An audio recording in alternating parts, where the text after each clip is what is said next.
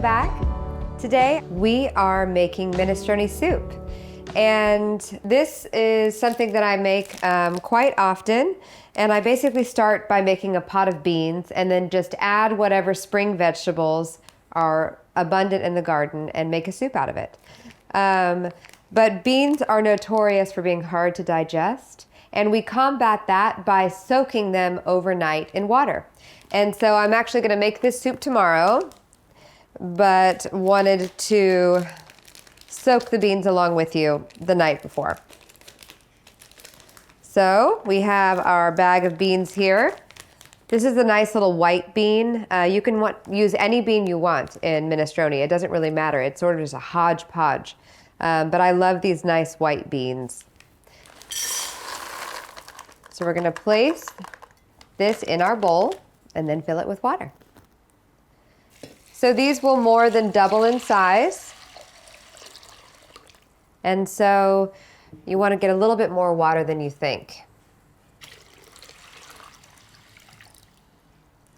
Just make sure that every bean is down in the water.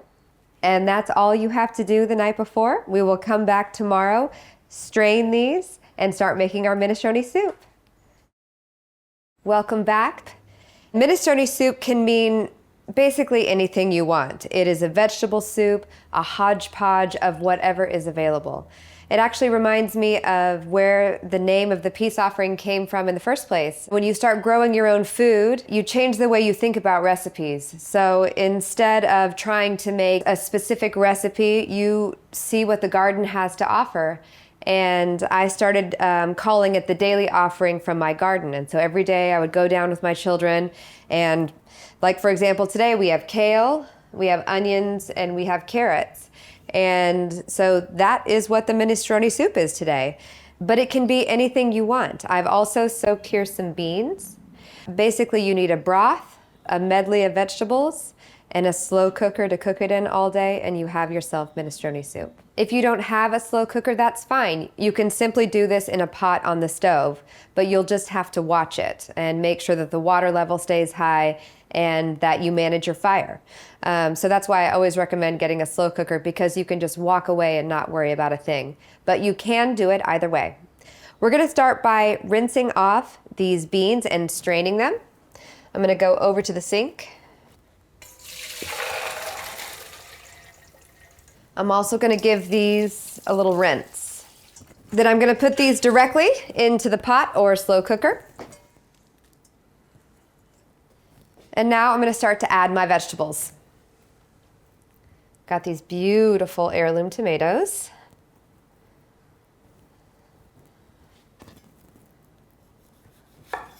So a tomato is going to break down quite a bit. And so you can put it in relatively larger chunks and it won't matter.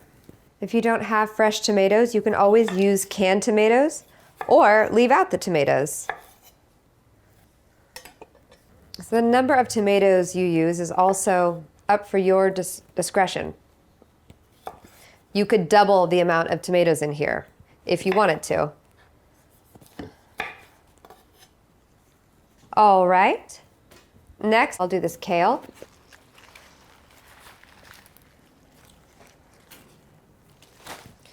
So you want to take the ribs out of the kale.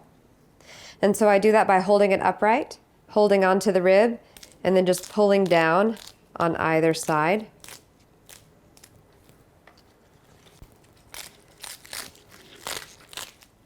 You can substitute any green you want. I considered using the stinging nettles today, but we had so many things like collard greens, even like the leaves of your broccoli, that would all taste so great in this soup. Almost done. This is when it pays off to have 4 children who will do this for me.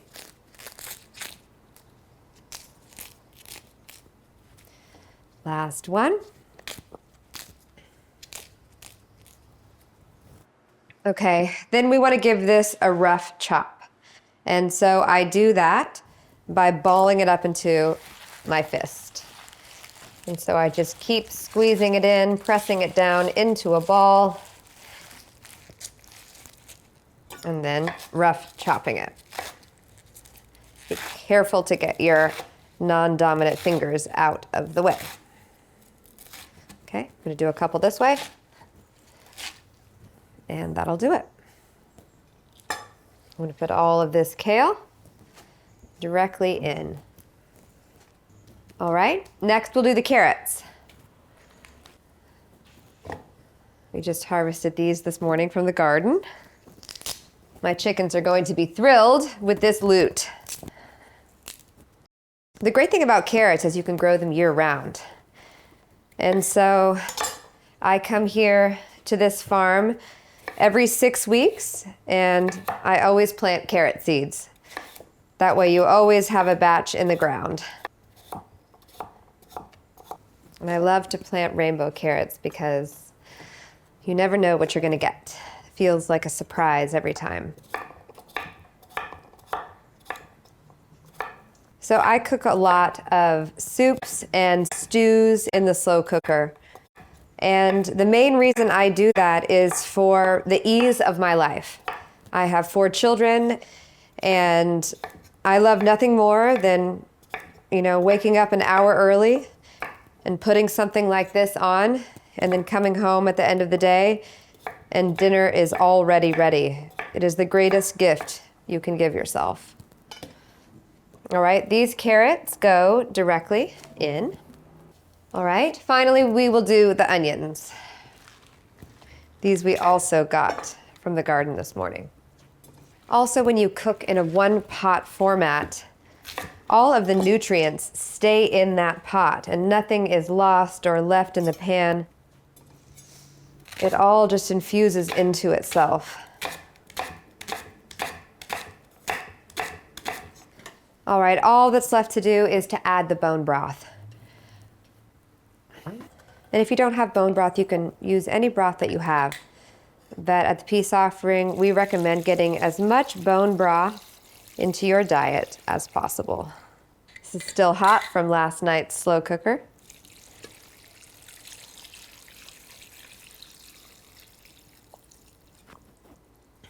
I'm actually gonna add a little bit more.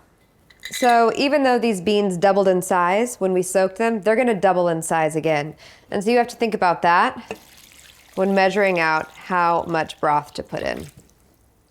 Perfect. It's also very important, if you have beans in here, not to salt it. If you salt it right now, it will keep the beans from going soft. And so if for some reason you were doing no beans, or you were using canned beans that were already cooked, you could season it now. But because we have beans that are yet to be cooked, we are not going to season it. I'm gonna give this a stir.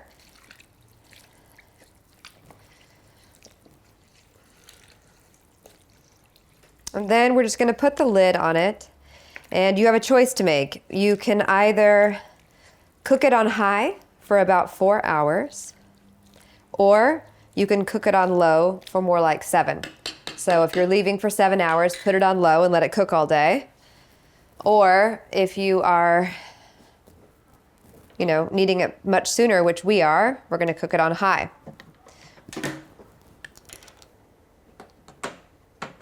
And then at the end of this, when we're ready to take it out of the crock pot, I am also gonna make a basil pesto, and I'm gonna pour that in fresh, as well as adding my salt and pepper. So we'll see you back here in 4 hours. Well, it has been 4 hours with our minestrone soup in our slow cooker. And so we are now going to finish it by making a basil puree in the food processor or a blender. And so this is a very simple puree. It's a little bit like a pesto in that we're gonna put the blender full of this basil and then add some lemon and some olive oil.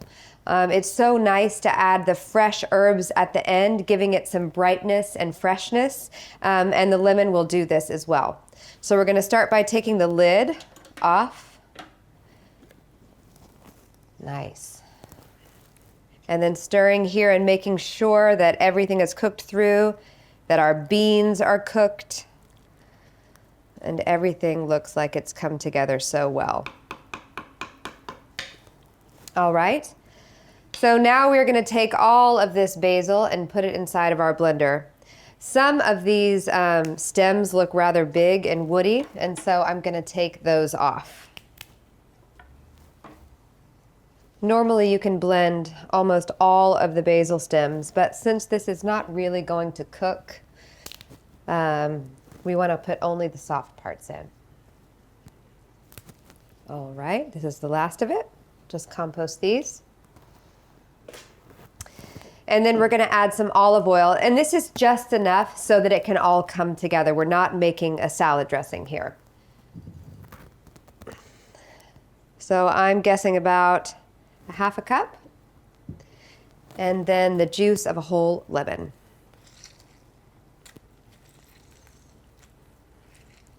This is a nice juicy lemon, so lucky. Okay, we'll put the lid on this and then blend on high.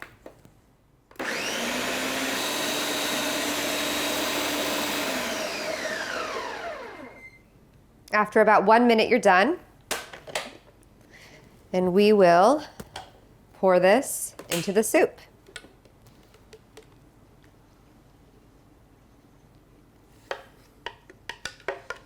Take a minute to scrape down the sides. And don't waste any of the basil.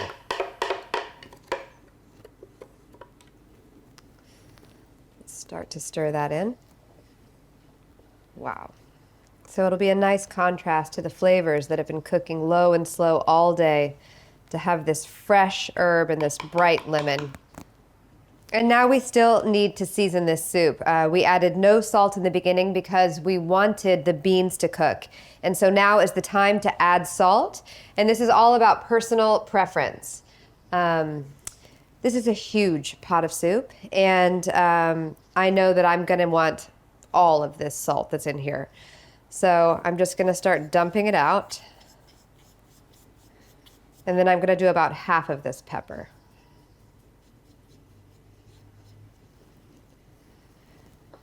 All right. You want to make sure it's fully incorporated before you taste it. Giving the salt a moment to permeate. And then we'll just taste it to see if that's the right amount of salt.